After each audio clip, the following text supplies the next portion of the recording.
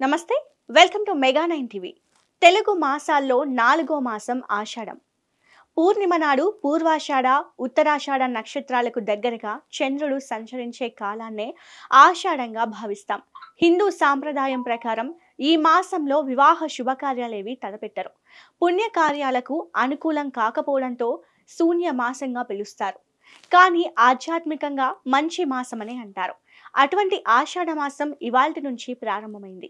జగన్నాటక సూత్రధారి అయిన శ్రీకృష్ణుడు తన తోబుట్టువులతో కలిసి కొలువుదీరిన మహిమాన్విత క్షేత్రం చార్ధామ్ పుణ్యక్షేత్రాల్లో ఒకటైన పూరి జగన్నాథుని ఆలయం ఏటా ఆషాఢ మాసంలోనే జగన్నాథ రథయాత్రను నిర్వహిస్తారు. ఈ క్రతువులో పాల్గొనేందుకు ప్రపంచవ్యాప్తంగా లక్షల కొద్ది భక్తులు రావడం విశేషం. ఆషాఢం నెలంతా పండగలే.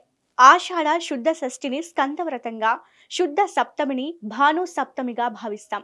ఆషాఢ శుద్ధ ఏకాదశినే తొలి ఏకాదశిగా చేసుకుంటాం. శ్రీ మహావిష్ణువు శయనించే దివ్యమైన రోజు. అందుకే దీన్ని శయన ఏకాదశి అంటారు. మఠాధిపతులు, పీఠాధిపతులు, సాధువులంతా చాలా చతుర్మాస దీక్ష చేపట్టి కార్తీక శుద్ధ ఏకాదశి అంటే 4 నెలల పాటు దీక్షను పాటిస్తారు. ఆఖరి రోజున ఆలయాలకు వెళ్లి దైవ దర్శనం చేసుకోవడంతో ఈ దీక్ష పూర్తవుతుంది.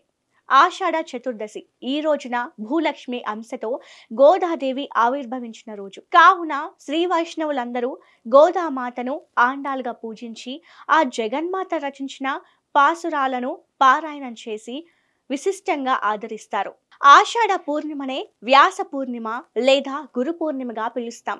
ఈ రోజున శ్రీమన్నారాయణుని అవతారమైన వ్యాస మహర్షిని విశేషంగా అర్చిస్తారు.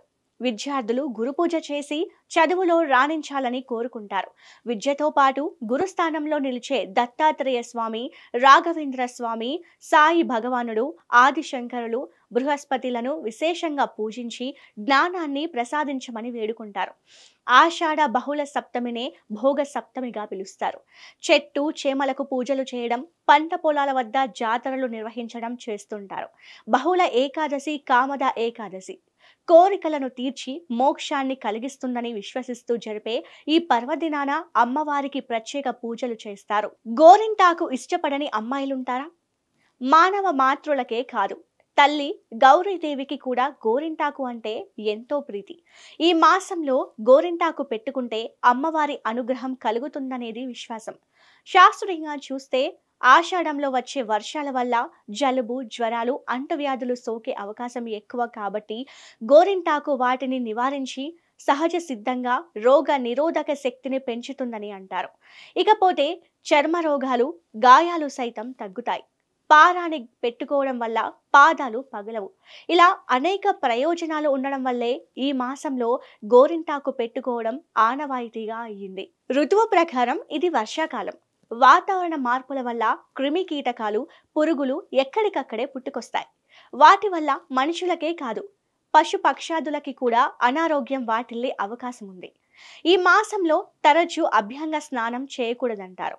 అలాగే గర్భిణులు సైతం ఆషాఢంలో మరింత అప్రమత్తంగా ఉండాలని చెబుతారు.